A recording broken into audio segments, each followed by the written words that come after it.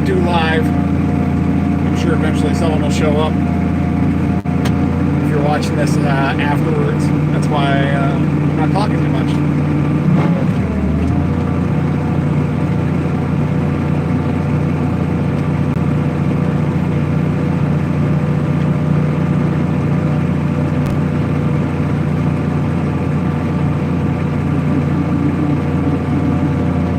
Hey everybody.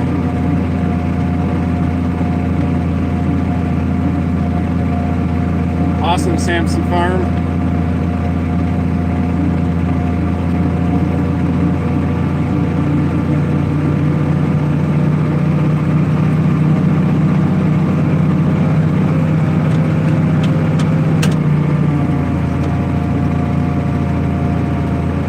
Awesome, Hugh. Looking forward to it. For a 265 diesel for your 880. Sure, there's some around. I don't have one.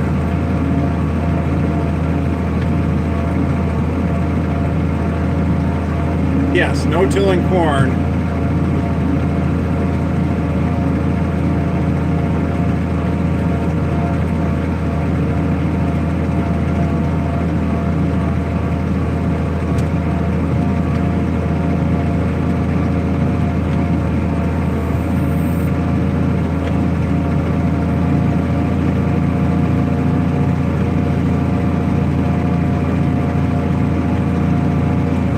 See how straight a rows I can plant while trying to watch what you guys are typing for me. Can't turn on the autopilot. Is there any Allen's Chalmers tractors in the area? Some. My AGCO dealer is a former Alice Chalmers dealer, so there's some Alice and Gleaner, especially when you get over towards Charlotte.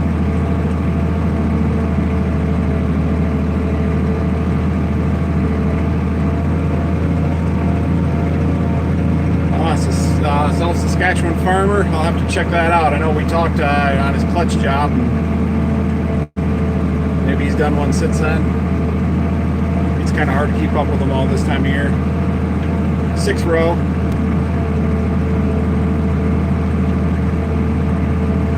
Hello.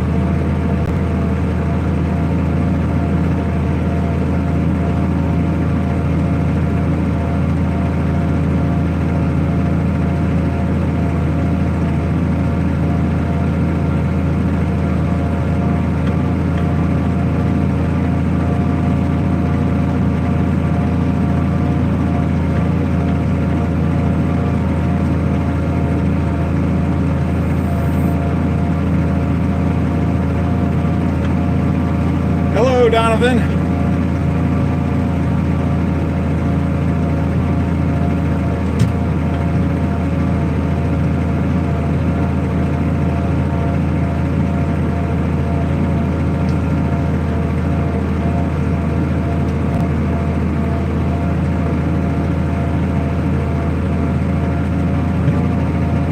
We got some much needed rain Thursday and the first part of yesterday.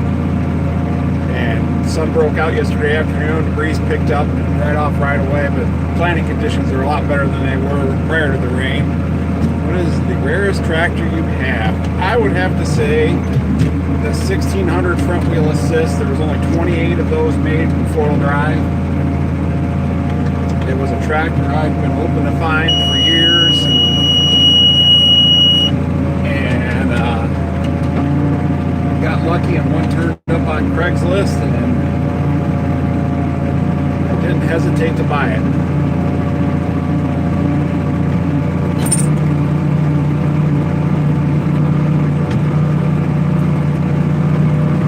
I also have this Oliver 60 that is not rare. It's just a regular row crop 60, but it's serial number 2. And we've always been the owners of that one, so I don't know. I gotta think it makes it more unique, but it's not really rare other than the serial number. Have we had enough? Oh man, the text always disappears when we open it. There must be a way to make that stay up.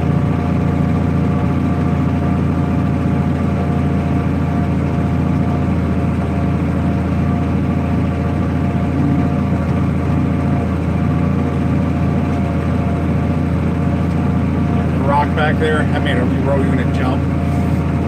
So I see these new planters that can do 10 mile an hour, and I just like, I see how they can do it on my ground. And there's always a rock hiding under there somewhere, just waiting to blast something. I already broke an adjustment bolt that when you screw it out to set your planter depth, row unit depth, and improvise with a 5/8 bolt instead of the actual, because I didn't have a replacement one. But it kept me planting and my depth's right, so I'm good. Let's see. Is that a white planter? Yes, it is.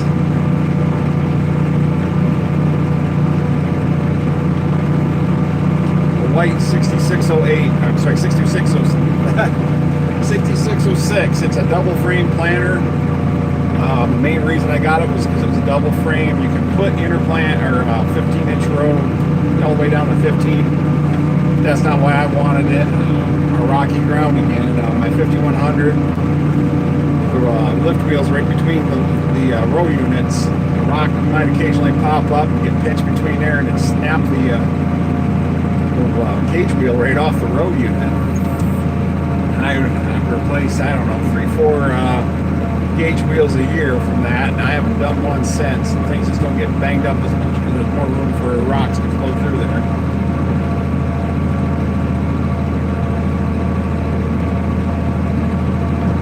Hope I'm coming in good. I kind of decided to do it in this particular field. I get a decent cellular signal.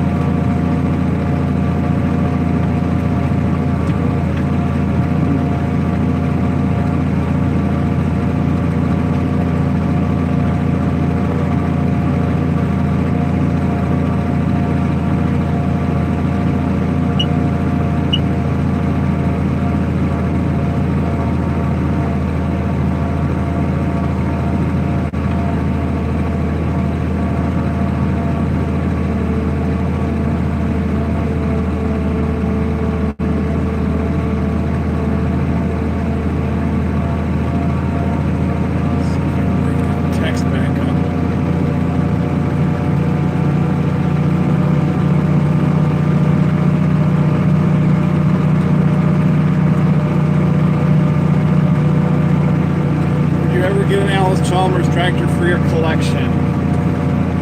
Well, the ones I've seen I've been impressed with, but there's so many Olivers I'd still like to get.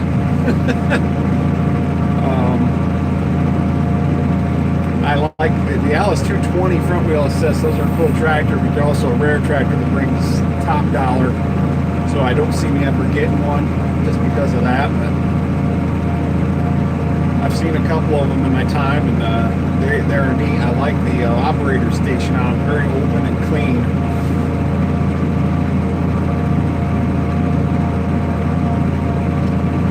Everything about an Oliver 2255 Ramble. I've got a 2255 front wheel assist. There's times I've thought about an A4T 1600 or an Oliver 2655. Maybe I read that wrong. Maybe you said 26.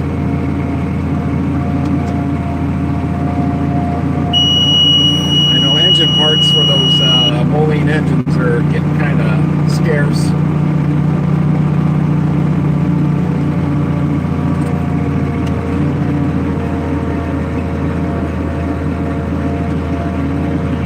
It's going good. Hey, Mac Farms. I should have worn my Mac Farms t-shirt.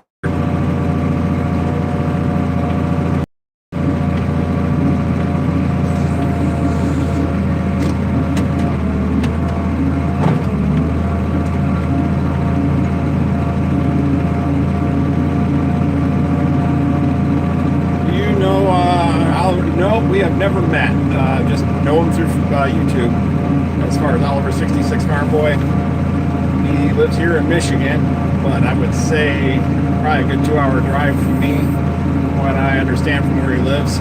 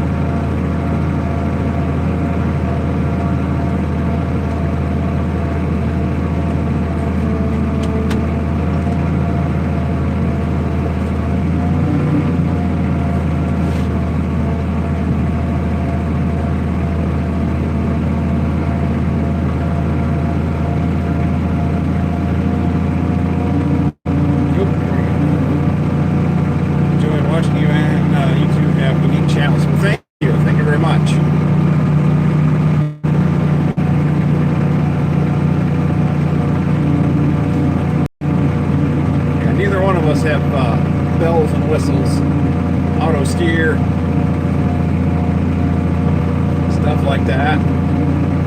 This is my fancy. I still call this tractor the new tractor. Remember a 1370. Oh, hey, Aaron. Nope. Not a lot of the Fiat built Oliver Whites around here.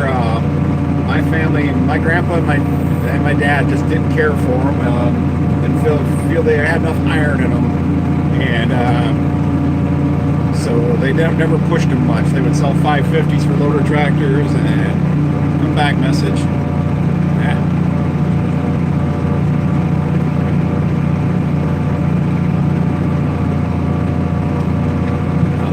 There were a couple. I've worked on a couple of them. So there were some in the area. I hear those 1370s are great little tractors. They had a lot of them still getting used on dairy farms, small farms around.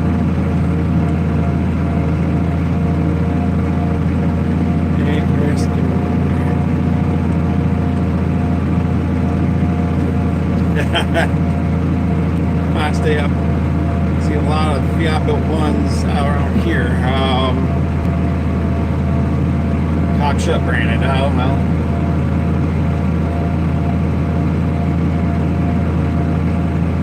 I think the Oliver White dealer was they were probably about 25 miles from here. Hey, Scruffy. I asked this, but what happened to Oliver? Yeah, that's probably a video in itself. A lot of things that happened to Oliver. It wasn't any. I know a lot of people blame the truck business, and that definitely didn't help. They blamed the 310 in the 1855. That did not help. Hey, got my first Oliver today. That's what I like to hear. Really, to me, the things started going bad in the 50s. Alpha Phelps, who was a former GM exec, had come to be in charge of Oliver, and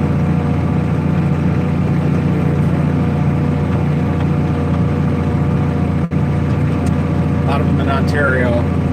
Yeah, I think they were. Dairy farmers really liked them. Of course, dairy farmers always got to have a loader tractor of some kind. But Alpha Phelps, by the late 50s, now part of it was the trend of executives at that time was all merger. And shoot, they looked at merging with Cummins. I think there was talks with J.I. Case in 1959 before White even got into the picture. There was talk about merger between Minneapolis Moline and Oliver, and all those deals fell through.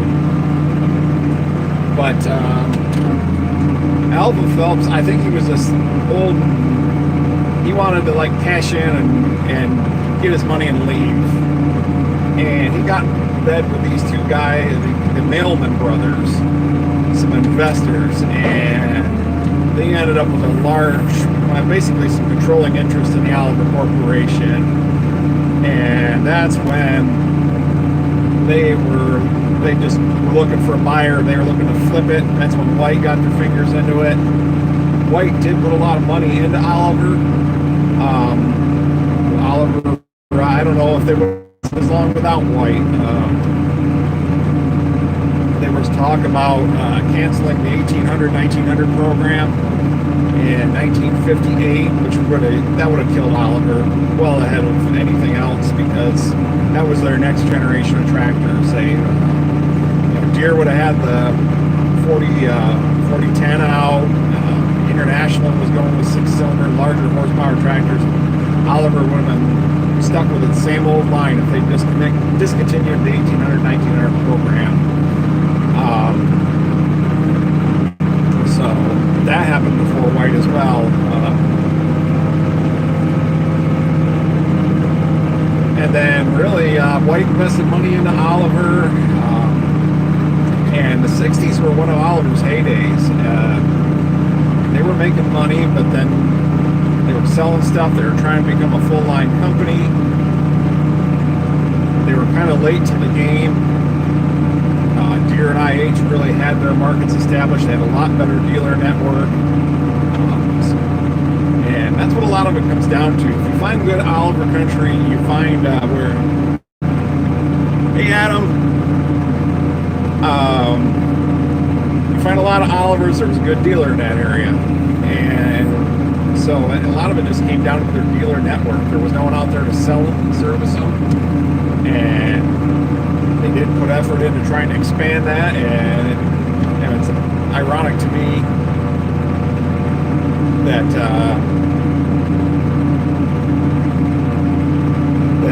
now all these Deere and New Holland, they want to consolidate dealers and only have to have one dealer on several locations.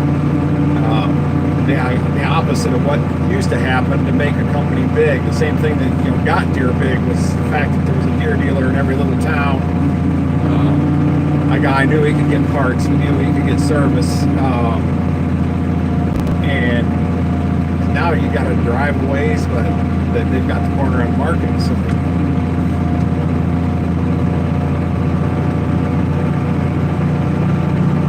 White definitely made some poor decisions at times. The 310 did not help the reputation of Oliver.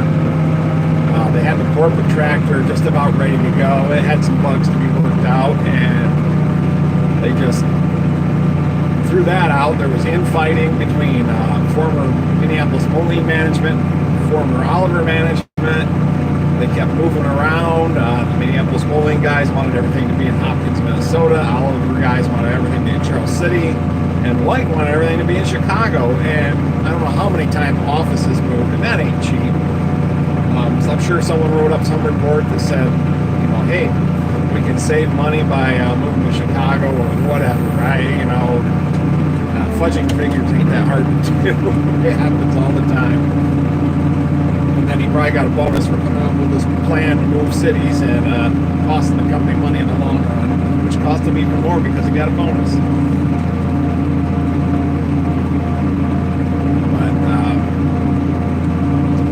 Yeah, I mean, I think Oliver could have hard par. I think they missed out on some opportunities. They really supported the war effort, and all manufacturers did during World War I and II. And it would have been Oliver too as well during World War II. Your production was locked in at numbers that you had. A lot of Case. I do not see a lot. I mean, when Case bought IH out, I was surprised because Case never really had a big presence in this area. I always thought IH was the big player, or I guess that was a merger of its own, but I don't know. I'm not as up on that as I am with the Oliver. But anyways, back to World War I and II. Companies were locked into prices of their products, and production levels were cut so that they could produce more items. And Harpar and Oliver both really tooled up and had a lot of war contracts, which they were able to make money on them and keep guys working and everything, or women back then. But it also hurt them because they weren't making as many tractors as some of the other brands. They couldn't expand their tractor production because of the war effort, and then the guys come home, and so many guys come home from the war ready to either go back to the farm or start their own farm, which a guy could do back then. And Oliver just wasn't in a position to really ramp up as much as some of the other companies were. So a lot of it just comes down to size. They just, some different choices could have been made them a bigger company. And hindsight's always 2020. We had a lot of good Oliver dealers and come back.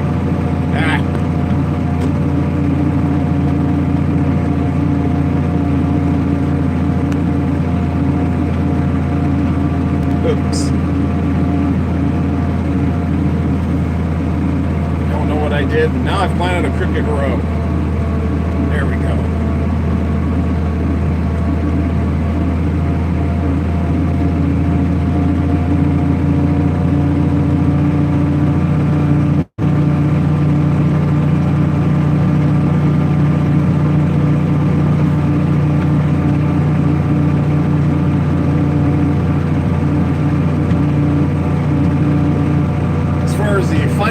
size of Oliver. The story I was told was in the early mid 70s there, when Oliver and White was deciding they was going to consolidate the Cockshut, the Minneapolis-Moline, and Oliver lines all into one line. It was sounded like Oliver Maine was going to go, how many acres of corn are you planting? All of them. That's another speech. Let's see, corn. Anyways, there was infighting, mostly between Minneapolis-Moline guys and Oliver guys as to whose name should go on the tractor. Oliver had roughly twice the market share that Minneapolis-Moline did. They were going back and forth, and finally corporate said, okay, here's the deal. We're just going to call them the white tractor. We're going to paint them a neutral color, and that's that. Wow, there's a big old honking rock that I missed when I was out picking. Must have been blind.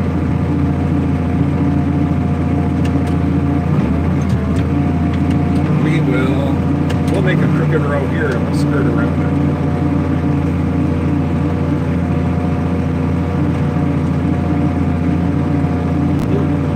Marker, I'm just ticked it.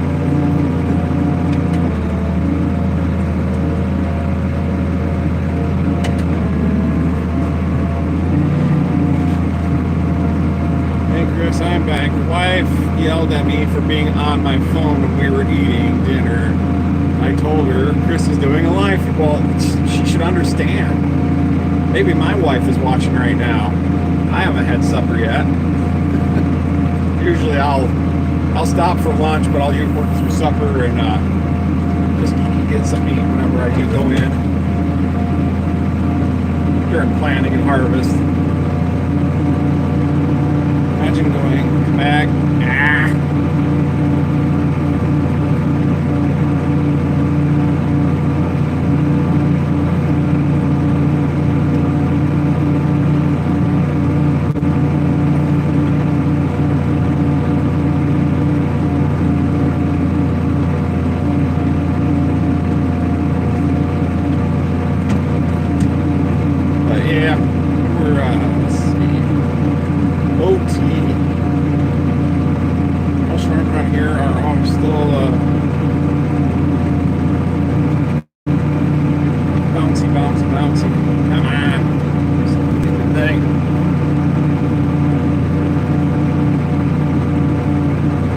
Does have customer loyalty. That was one thing they have always been good about is brand identity, customer loyalty.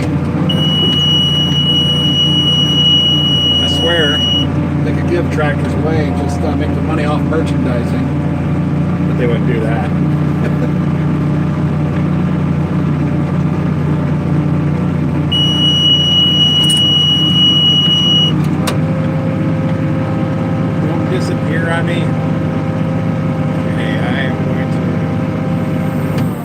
I think Oliver could have survived the 80s if White had not bought them and be around today. No, I don't think they probably would have. I don't even think they would have made it to the 80s because Oliver White did put a lot of money into Oliver there when they first bought him, and basically tried to make them into a full line company. You know, I had forage harvesters, stuff like that they hadn't had, and Oliver was for sale. That's pretty much what the management had decided before White bought them, and so if it wasn't White, someone else was probably going to do it.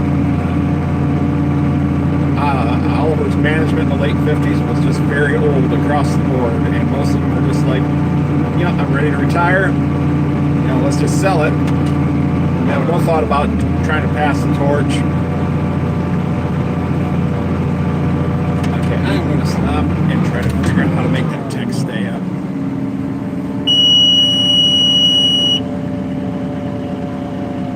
That's not it.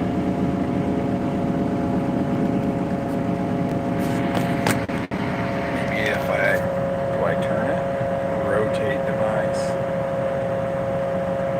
No.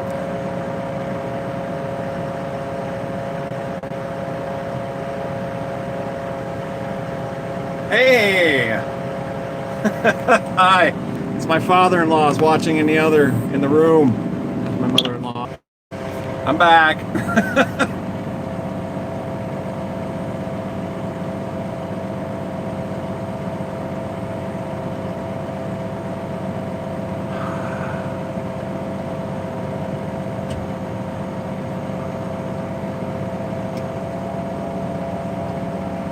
Hey, Aaron. I've gone a ways back. Hey, Miller. I hope I'm pronouncing that right. Thank you. I don't know why this text won't stay up. And now my battery's dying. No, I hit the power button. Ah! Okay, I'm back again. When I put it back in its holder, it hit the power button. I better just quit touching things. It's 1800 gas, front wheel assist, a rare tractor. Yeah. Exactly how rare, I'm not sure I can tell you. Florida. Hi. So I'm not sure how many were diesel, how many were gas, and then you get into A, B, and C. Very few A front wheel assists. That's just rare altogether. I think there was maybe 10 of those. And then B series, I think there was somewhere around 100 some. And C, I don't think I've added up because the way they kept records in 1964 made it hard for me to figure out.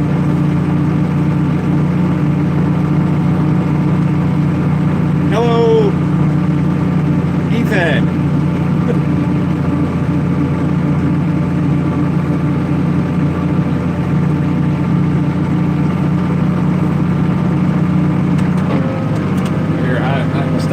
Time, hopefully not mess it up. Now this hill's steep enough, even in neutral, the tractor's still going down hill with the planter. Switch cameras. I'm gonna switch cameras. There we go. Can you see the rock?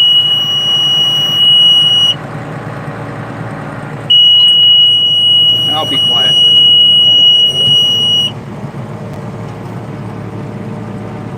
There it is.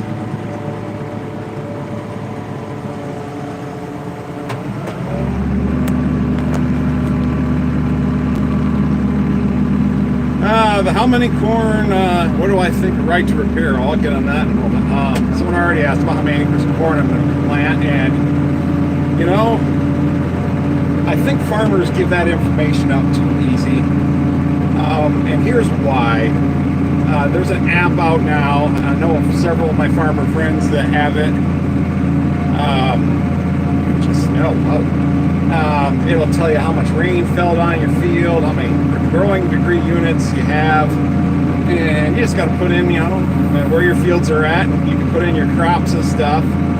And while my little chunk of the world is not going to make much difference on the price of corn, think about if they can get even 50% of the farmers out there to start volunteering all this information as to how many acres there are, and then you take that and you don't have to say Chris is going to grow this many acres.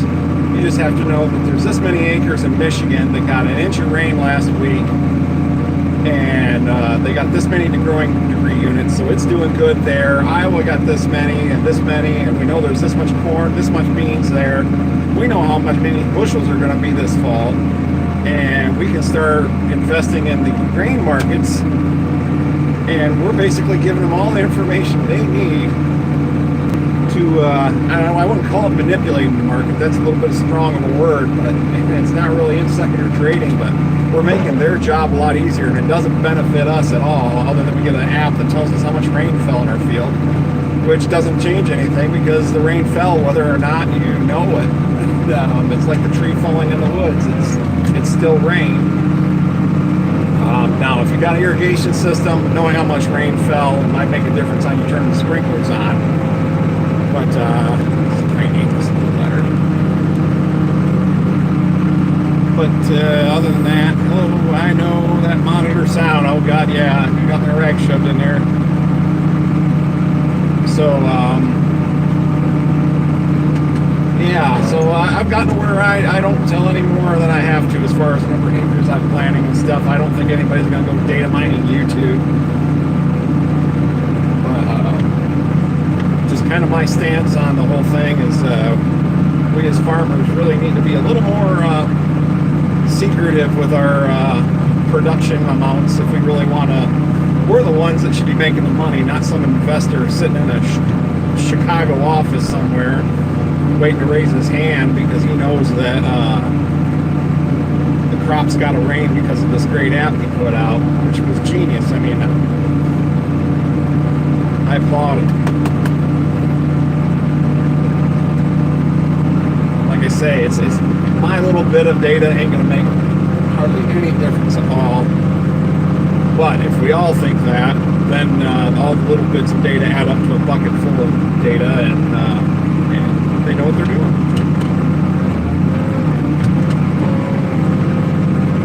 Thank you, Millard. And then, let's see, the other question was right to repair, I think it was. Man, I don't care for it.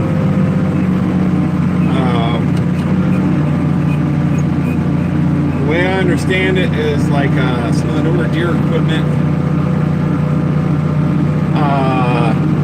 I could put a new sensor in it, but the computer will not acknowledge that sensor, even if it's a deer sensor, until a deer technician comes out, plugs his computer in, and authorizes the part.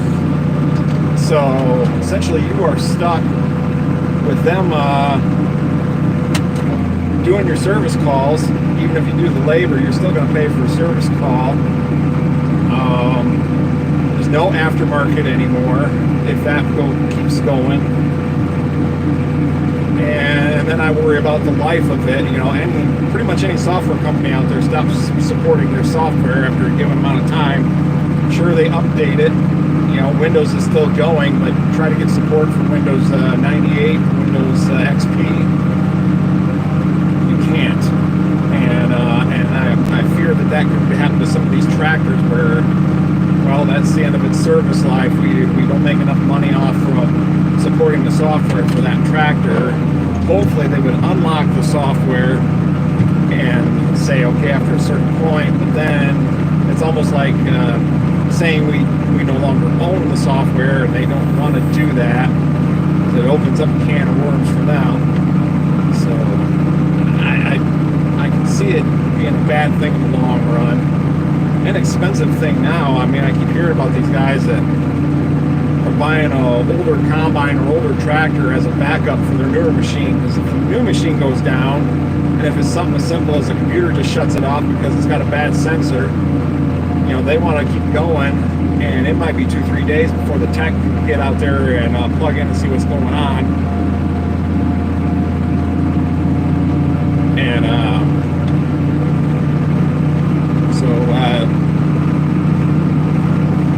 then you got extra downtime just waiting for the repairman that you could have done yourself.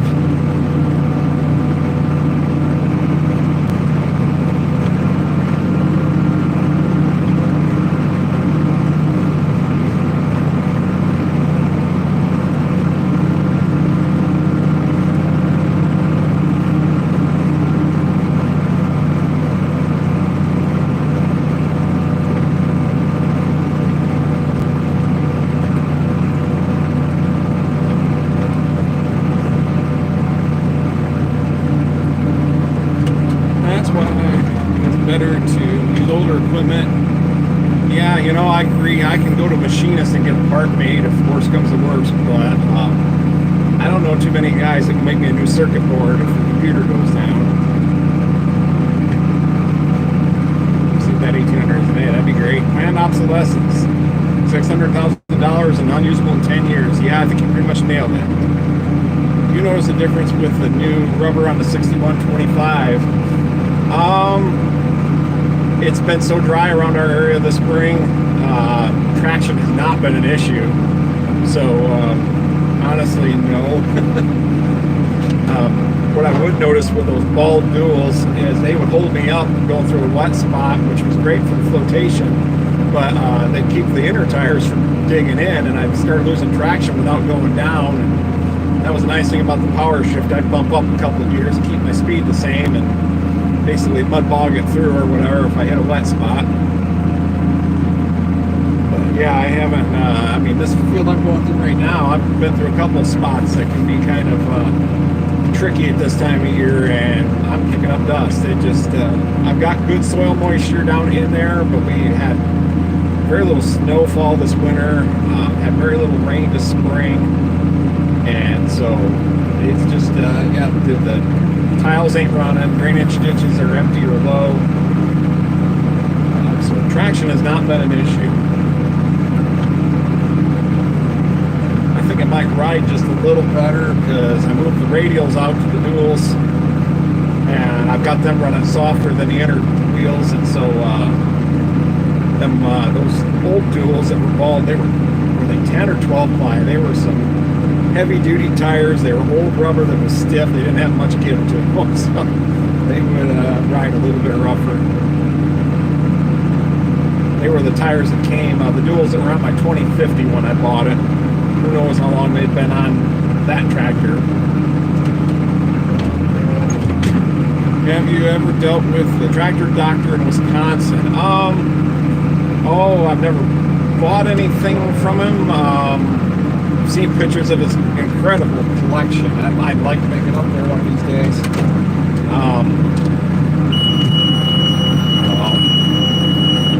I'm trying to think how Chad is related. If that's his son, but talk with him on Facebook and text him some.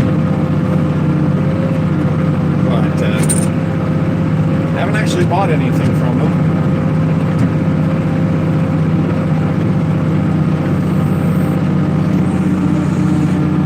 Not that there's anything wrong with them. I guess the occasion just hasn't rose. Usually I can find stuff around here, but there's a couple of parts coming up that I was talking to Chad about that I think he's got that I need. One of the steering knuckles for Herman works. Someone broke it at one time and Goober welded it up. They got everything back in place, but never get around to restore it. That's got to go, so it looks good.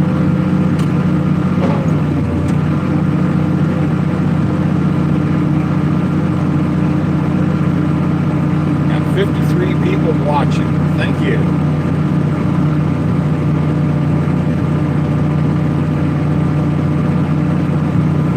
If I disappear suddenly, my power cable would reach to where I could mount the phone. So sooner or later, my phone will die in this land. Chris, have you ever heard of Hawk's Garage? I believe they are in Indiana. It is, I don't know, it's kind of ringing a bell, but is that any relation to Ohio Plowboy Hawk? Other than that, I don't know. Look for a checkerboard Indian gal.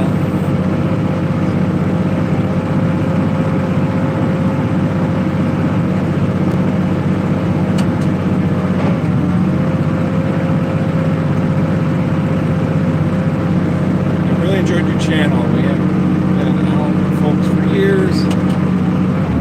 Oh, this evil app.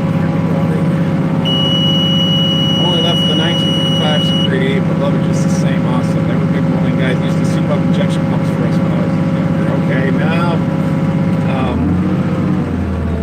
guess not ringing any bells.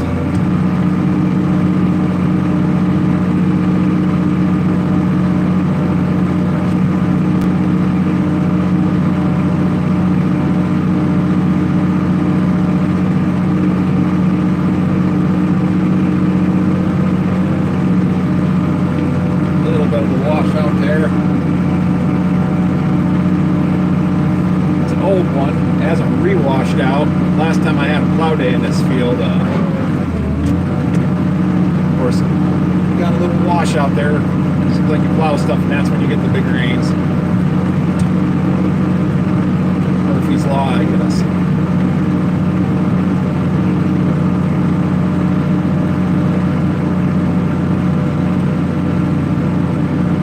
Some good dirt down in this area, this low spot. There must be some tile in it because it drains. Some of the stuff around it doesn't. It's a little bit higher.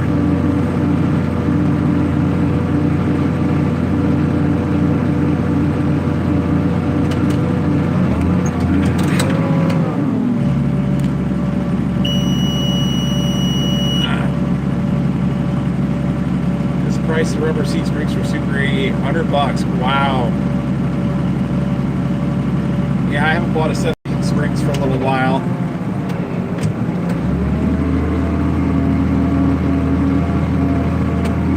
I know Corvus was having I bought one set and they're finally softening up, but they were hard as a rock. I mean, as big a guy as I am, they would barely move under lowest setting.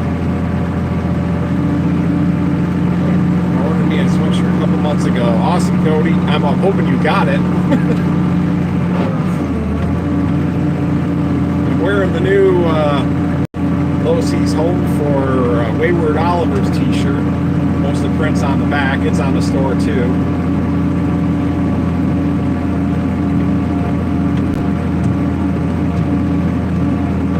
Maybe if I turn the air conditioning off, I can take the flannel shirt off.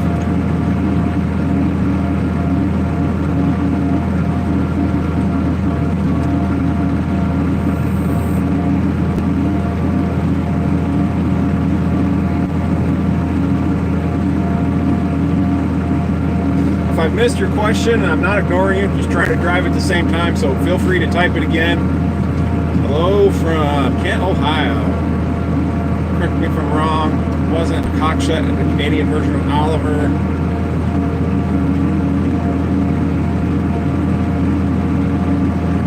Yes. Well, Cockshut was its own company, and for a while, even when they were totally unaffiliated with Oliver, Oliver built tractors for Cockshut as on a contract basis. So you'll see like 70s, 80s, 60s, 99s, the Cockshut name on them, and they're an Oliver tractor. But at that time, the companies were totally independent. It was just a contract deal for Cockshut, who made mostly plows and harvesting equipment to get into the tractor market.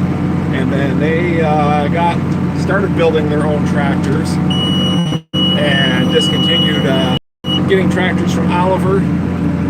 And then let's see, then they got bought out by White. Was it 62, 63 when White bought Cockshut? Came under the same umbrella again, and White discontinued all the Cockshut models and rebadged Olivers as Cockshuts once again. But this time they were all under the same umbrella, one big happy company. Oliver also had a deal with Goodison. You'll occasionally see an Oliver that says Goodison on it. They were a distributor, and I think mostly for Ontario. And they would put a Goodison decal on, and they would put a different shift plate on that said Goodison on it. And they would import the Olivers in, and then they handled all the work with dealers and stuff like that from there. And let's see, there was Co-op Federery up in Quebec. Even after White bought Cockshut, Quebec liked Oliver tractors, and so basically all the tractors that got shipped to Quebec were still Olivers. And even though the rest of Canada were red tractors, badged as Cockshuts, and later on there would be white tractors that were painted red. Though they'd taken the Cockshut name off, they just kept sending the green ones to Quebec. And front wheel assist tractors were popular in Quebec too. If you're really looking for one and willing to try to get one across the border, I think a few guys have figured it out, so they're starting to get picked over. But that's actually my 1655 front wheel assist. Even though I found it in Michigan, once I got the build card, it was originally shipped to Quebec. Somehow or another, found its way to Michigan. I bought it back in right around 2000s. I've had it a little over 20 years now. Who owns the Oliver brand now? Agco does. And they still support it. I mean, for a brand that hasn't been around since 1976, I can still get most all my filters through Agco, some of the shafts, bearings, stuff like that. I I still get quite a few things for AGCO. There's getting to be less and less all the time, but you know, for tractors that haven't been built for going what 40 some years, they honestly they do pretty good. Some of them seem pricey, but then compare that to not being able to get parts at all, it doesn't seem quite so bad. So you know, I'm not going to disrespect AGCO for their support of Oliver. I know some guys would like it to be better. I would love it to be better, but I'm also glad to have what I have. And I'd love to still be driving brand new Olivers. Wish AGCO would create a new tractor in Oliver colors. Yeah, I've thought about that, and I thought also, you know, would it be an Oliver? I guess, you know, it's Oliver colors, but it would probably be a Massey Ferguson or something like that. Is it really an Oliver Hart? I don't know. You know, Olivers would have changed. If they'd stayed in business, there would have been changes, or they would have died. You know, would they have eventually maybe gotten their CVT transmission to work? Other design improvements. You know, the Oliver of today would not have looked like the Oliver from 1976.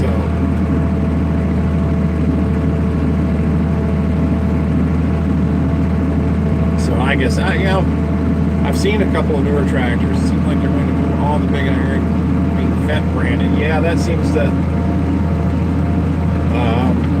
What is it? Their stoplight pricing, I think, is what it is. Is Massey Ferguson's their economy priced, I guess, for lack of a better term. I don't think there is such a thing as a cheap tractor anymore. You got your red light on the top, Massey Ferguson, your yellow Challenger, it's kind of a mid-level tractor, and then your green light, your Fendt, that's get your wallet out. They brought back McCormick. Yeah, you know, very good point. I think there's some brand loyalty out there. They got to see it. I mean, for the number of years, there has not been an Oliver tractor built. You know, the more guys still using them and still following them. I mean, there's some of this stuff I can get easier now than I could 20 years ago, thanks to the collector market. You know, we can get reproduction parts, decals, shafts. I mean, Corvus Oliver has so much stuff that, you know, one time we just couldn't get it anymore. And there was a need.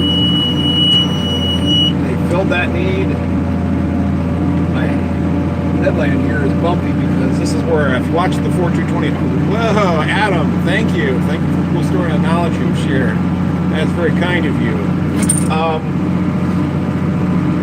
I'm turning around right where I chisel plowed with the 4225. If you watch that video where I broke up the hard pack from where this is the field my cousin knifed manure in, and so that stuff is very soft. So when I planted it, my no-till planter unit sunk down a little bit more, and the road cleaners kind of pushed a little more dirt off, and so it's a little more rough turning around on that. I wonder where that rock is. I'll tell you what, that I'd love to see a plow hooked to it from old times. Are you going to work the pink Oliver for parade track? I'm not afraid to put the pink track, or it's purple. I'm not afraid to put it in or out in the field. I have got a picture of one of the originals pulling a 4-bottom hydraulic reset, and I've got a plow that's exactly like that. So my goal is to get that plow painted up and up to snuff, and I won't be afraid to take it to a plow day and put it in the ground. That's I went with single stage paint just because, you know, if I chip it, scratch it, it's a lot easier to touch up single stage paint, in my opinion, than it is a base coat clear coat. You know, chip the clear coat deep enough, and then you got to try to touch up clear coat.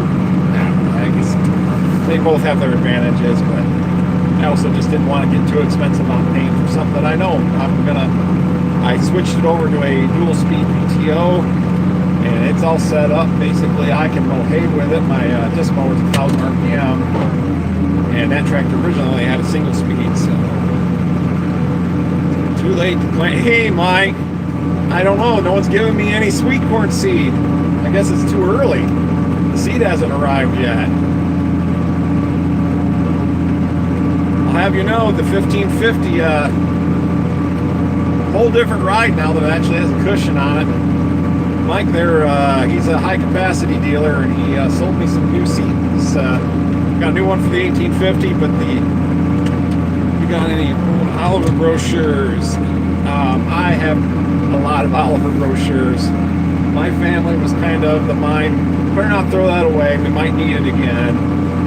So I've dug up a lot of old literature. And I made a video on one book I had, and I've got lots more I can go through. People that liked it enjoyed it, but it didn't seem to get a lot of views on the other hand, so I can make more of those types of videos as time allows. If people want to see more old literature. What is your favorite Oliver ever made? Well, it's the same tractor, everybody's favorite tractor, Dad's tractor, you know. As far as favorites to drive, I do like Dad's Super 88. A lot of the nostalgia, but it's just a nice tractor to drive and run. Let's see, the 1655 front wheel assist. Man, that's just, you know, bigger front tires, smooth out the ride. But it's still a somewhat, you know, compact tractor. And not compact by today, I don't know, but it's a nice tractor to drive. Oliver did have a red and white tractor, right? Yeah, they had the Heritage tractors. They were red, white, a little bit of blue. And you would think those were the Spirit of 76 thing, but no, they were actually around 1970, 71. I'm trying to remember which year now. Yep, you could get them, and they still said Oliver on them. They're hard to come by. I've got some pictures. I've seen a couple restored ones. Next up, hay and spray. Well, you got everything in the ground, Mike?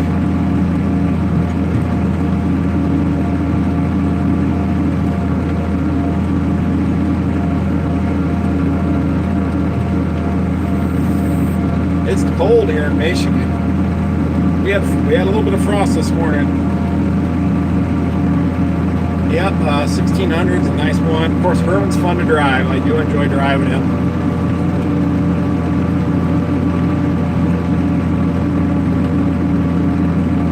But that 1655, boy, I don't know, the steering, it's got the Charlene steering on it from the factory. So it just steers super easy. It's just a nice tractor. Yep, 1955. I've seen 1855 Heritages. At a show I was at in Ohio, a guy had a 1655 there. It was painted green, but there was some red paint showing underneath. And he come up and he was asking me if it was a cockshut tractor. And we got looking it over, and sure enough, it was a Heritage tractor. You could see they had stars on the fenders, little white star decals. So the paint was raised up over the star decals, and then instead of the Oliver logo or cockshut logo, they had a W for white.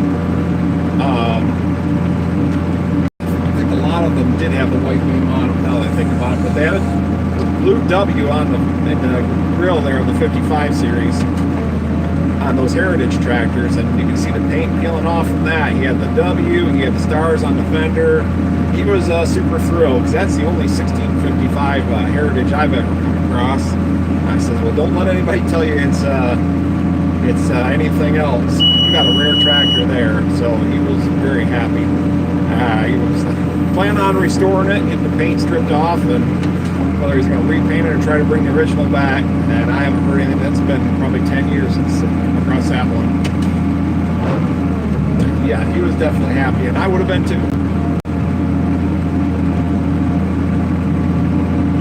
Stars on the Heritage models, the fenders, they were blue? Ah, I thought they were white.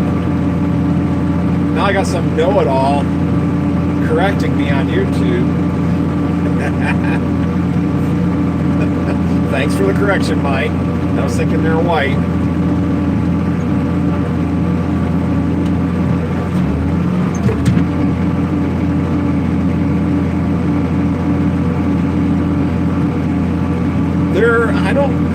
They had the white 20, or an A, let's see, a guy worked for us at the dealership. He had an A4T 1600 Plainsman.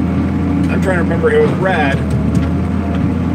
And a lot of the Minneapolis Moline ones, I think his might have said white on it. I think the ones that got shipped to Canada said white. Maybe white, or Mike will know there. I got my backup Oliver guy on now, so he should be out in the field or something.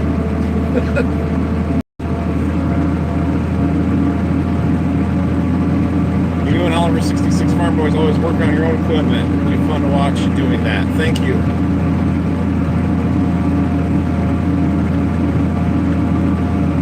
Definitely helps keep the budget a little better. You can fix your own stuff. The sun's getting down below the trees. It's a little cooler in here. Yeah, May 14th, 1600. It says white on it. I've seen pictures of a yellow one. That was like super rare. Someone's got it all restored. Sinkhole there. I wonder if I got a drain tile blowing out. And corn and beans are in the dirt. Man, guys out in Iowa, you just got it good. Well, congratulations, Mike. I'm glad to hear you're done. Oh, I missed that one. I think someone asked where I was from. I'm from southern Michigan, south central Michigan.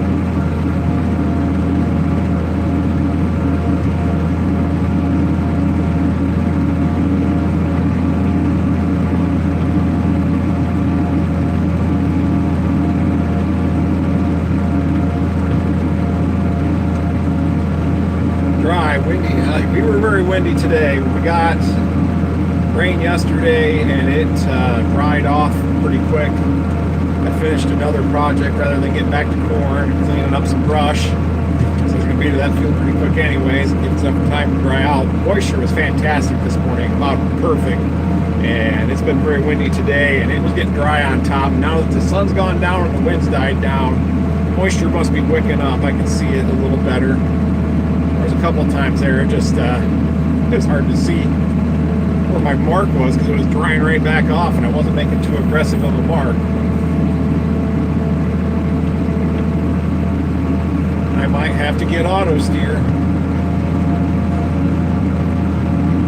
But that could be like all the other guys on YouTube.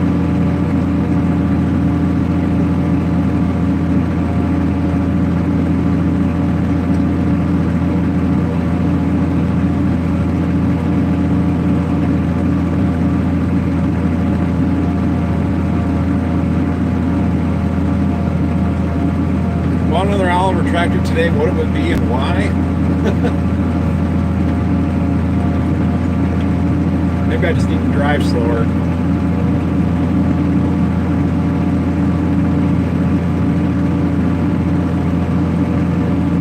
I have considered buying a 2655. Being they're really a Moline tractor at heart. I'm not as familiar with them as the Olivers. Or the Oliver built Olivers. I guess there's still an Oliver at green paint and the name Oliver on it, but they're big, tougher to move around.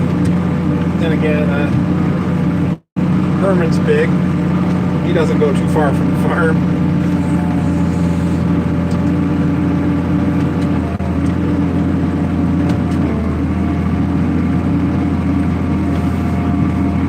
A4T 1600, our hired man or mechanic had at the dealership. That was an open station, and in retrospect, that would have been a neat one to have. Just that big of a tractor without a cab on it's just kind of cool in my opinion. Yeah, I'm staying old school. We know. When I was planting the test plot on Tuesday, I'd turn around, I'd do one down and back, and that was getting us about a half an acre on the chunk I was doing. Perfect. And so, turn around, drop the planter down so we could back all the seed out. I didn't drop the marker down because I didn't want anybody tripping on that. So the first time around, we get loaded back up and ready to go, and I take off about halfway across the field. And my seat dealer calls me up. I'm like, yeah, Troy. He's like, yeah, you forgot to put your marker down. I'm like, oh yeah, well that'll make an interesting pass on the way back. So I was, auto steer would have been good then. But I got a little bit of a crooked road there. I measured when I come up to the end. I was at 26 inches instead of 30. And it'll still be harvestable. But it might ruin the test plot. When you buy it, ooh, there's a bump. David Brown, oh, that's a rock. I missed another one.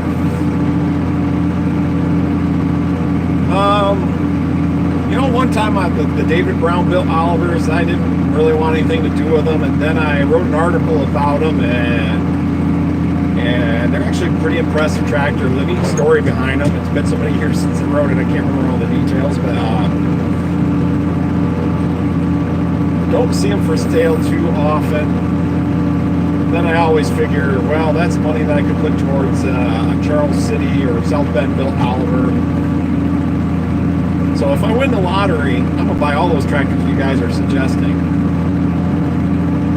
One of the Mega Millions was like $1 billion last year, man. And someone in Michigan won it, and it wasn't me, as you can tell, because, well,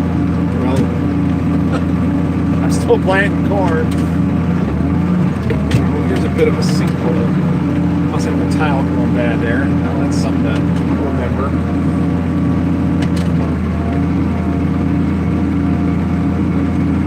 But it's dry. That's a good thing.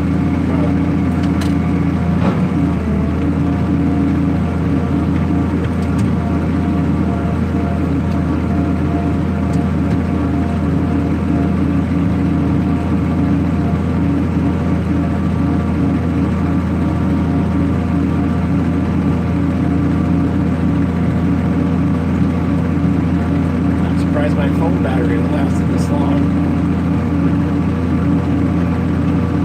Almost too dry, yeah. Yeah, it's bothering me. Just we're starting out a lot like 2012 around here. We had that warm weather the end of March, beginning of April. Trees started flooding out. Everything was growing. We weren't getting any moisture. Not quite as bad as 2012 because the apples, a lot of the apples got their flowers froze off that year. Because then we had a cold snap, kind of like we had about a week ago. And but it started out dry. The tank was low, like I was saying earlier. The ditches were empty, the ponds were low. That's kind of where we're starting now. There's good soil moisture down in there. Only the top couple inches is really dry, and other than that, but it's just like places where I normally have to work around water or that have water in them are dried up already. And so if the water keeps coming, I think it'll be a great crop, but if it turns dry, we're going to burn up fast because there's not a lot of reserve in the ground. It could be like 2 years ago where May just turns wet and it never stops raining.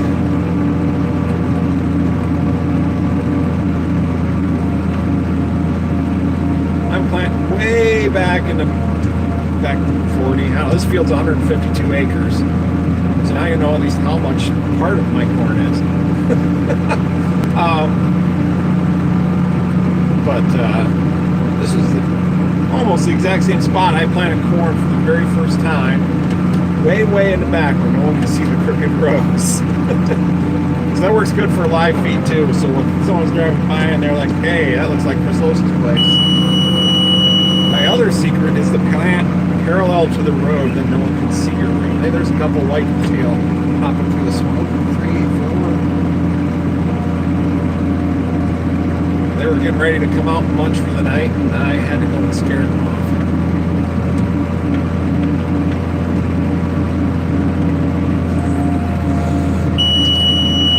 Maybe we'll have to do a drone flight this summer, and then we can, see how crooked the roads really are. This is the live stream area. This is not. Maybe we can do a yield check. Live stream versus paying attention.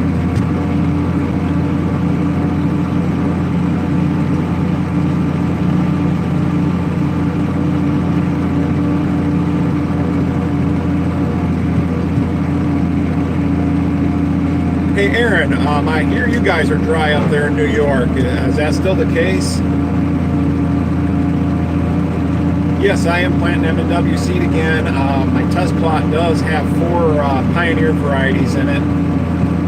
But I was real happy with the M&W last year. Excellent dry down. About half the crop I put straight into the bin without drying it. It all came out between 13 and 14%.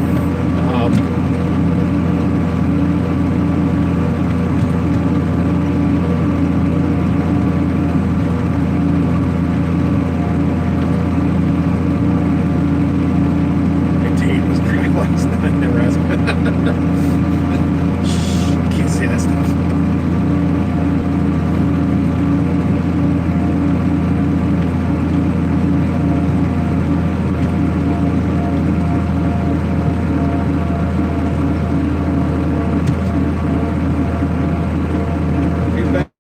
Cold, not wet.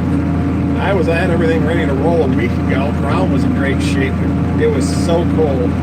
I'm holding on. And then we had rain on Saturday, and I don't like planting between cold ground before cold rain. So I held off till Monday to start. Even then, on Tuesday, got up to 80. And while the seed reps are doing all the seed swapping in the planter, I'm walking around picking rocks, and I needed gloves. The rocks were still so cold. The soil had already warmed up a little bit on the very top, but the rocks, they were really holding that cold good.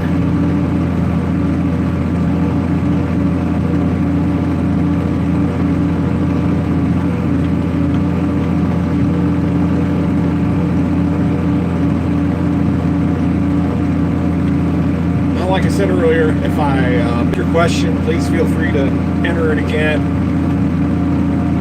Let's see, same here. Cooled off here also.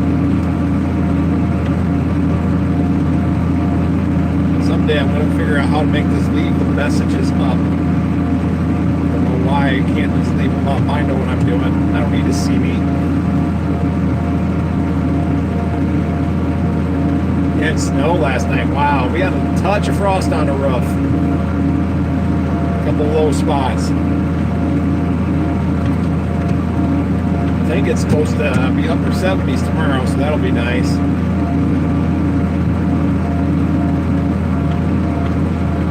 Then I think we're supposed to start getting rain again on Monday, Tuesday, Wednesday. I think we're supposed to be wet, which I'll have the wettest parts of the farm planted by then anyway, so I say let it come.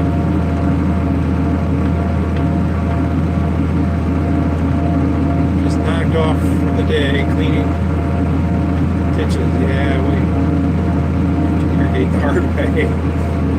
So I'm guessing irrigation ditches.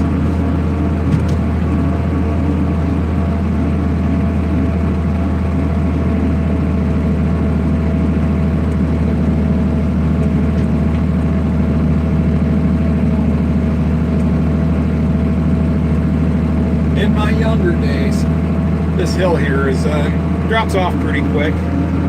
Oh well, it shows up on the feed, but oh, what was there gonna be? Lunar eclipse. I was still in high school. I had my beater truck that I drove, and 6175. Anything I should look for problem-wise? I'm trying to think.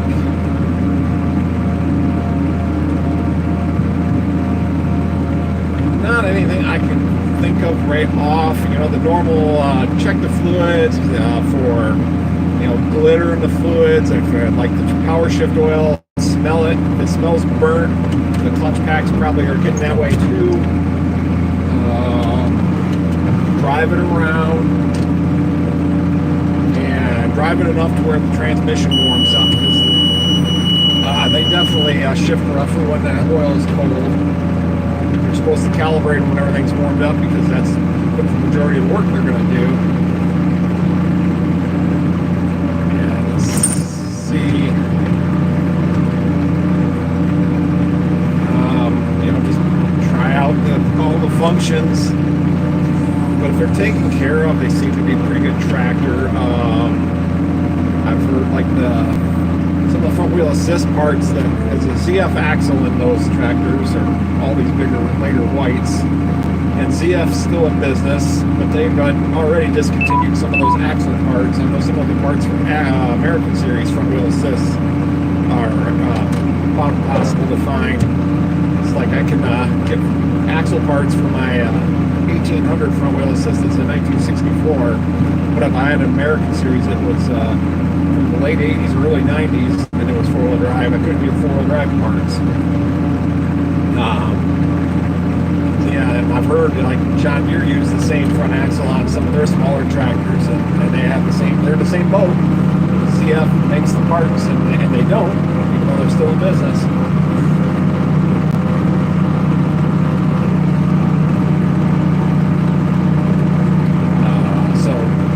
Biggest thing on it, they're a good axle as far as that goes.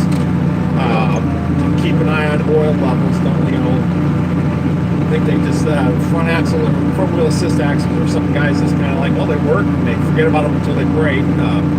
Change that oil in those planetary final drives and the differential. I'm trying to remember if the new joints are greasable in the steering joint. Keep an eye on them, make sure they ain't getting stiff or anything. You know, you keep them maintained, and I think it's a very good axle. But if someone hasn't maintained them, they run low on oil, something gets ground up, and all of a sudden you need a new shaft, and you can't get one, then you got a very expensive paperweight.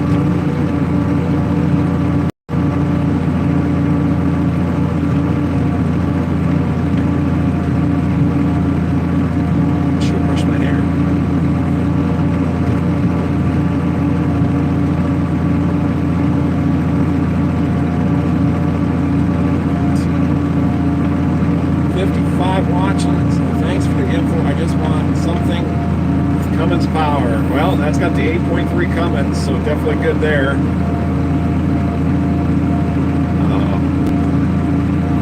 I will say, a friend who's got an 8810, it's got the front power shift, like kind of pretty much like the 6175. They did some design changes to it, so they're not 100% the same. But his got a cooling line blew and got low on oil, and so he got another. Took it to Maybach's, and they said they could get a reman cheaper than they could remanufacture it themselves, and it was still $30,000 for one of those complete 18-speed power shift units. So that's something to consider, but it's still, you know, you compare that to a brand new 175 horsepower tractor, and that's chump change.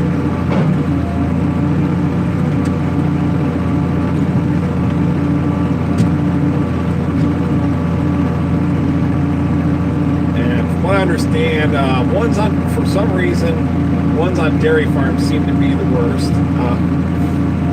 There are some dairy guys out there that take excellent care of their equipment, and there are dairy guys that just think tractors are something they have to have in order to keep the cows fed.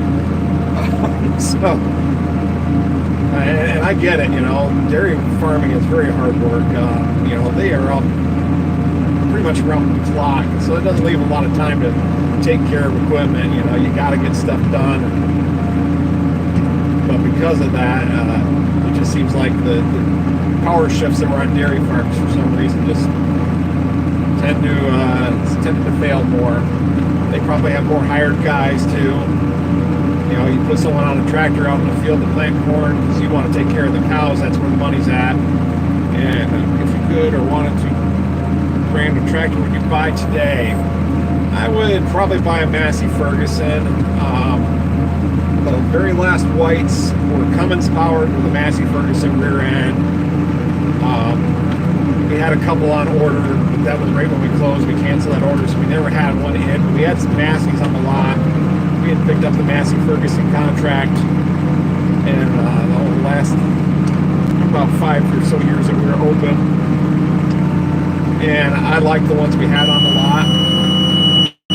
My local AGCO dealer sells Masseys and supports them well, so there's another reason to go that way.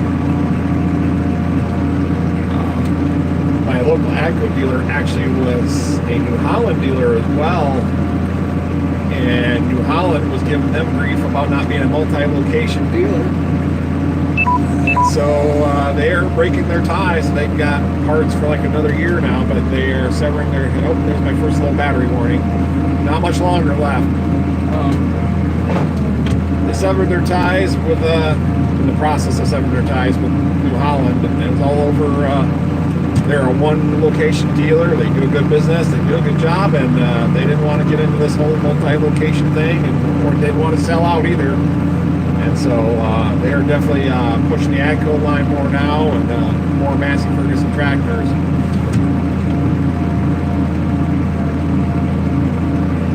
Are you going to paint? AGCO, trying to push the green paint, yeah. There's a large farmer in our area that has a Fendt thing. It's huge. I never would have dreamed that there'd be row crop tractors with 300 horsepower, whatever they've got now. I just figured anything with that much horsepower, you're going to need 8 tires. You're going to need an articulated tractor to get the power to the ground. But shows what I know.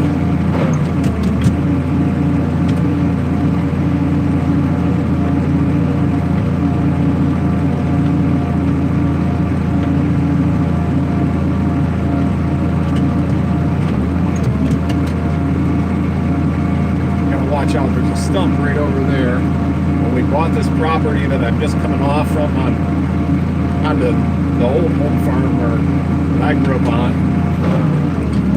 Can't tell them apart too much now because the fence is gone. It's all one big field. But in the corner was this huge ash tree, and it's looked healthy, but it was riddled with ash borer. So we went ahead and dropped it. And I counted the rings, and it was I think 107 years old. Really ashamed that it wasn't much longer for this world with the way the ash borer was into it already.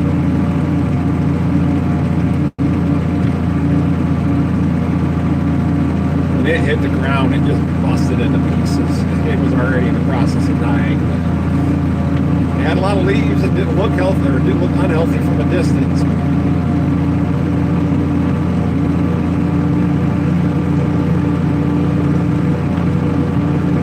Oh, there she goes.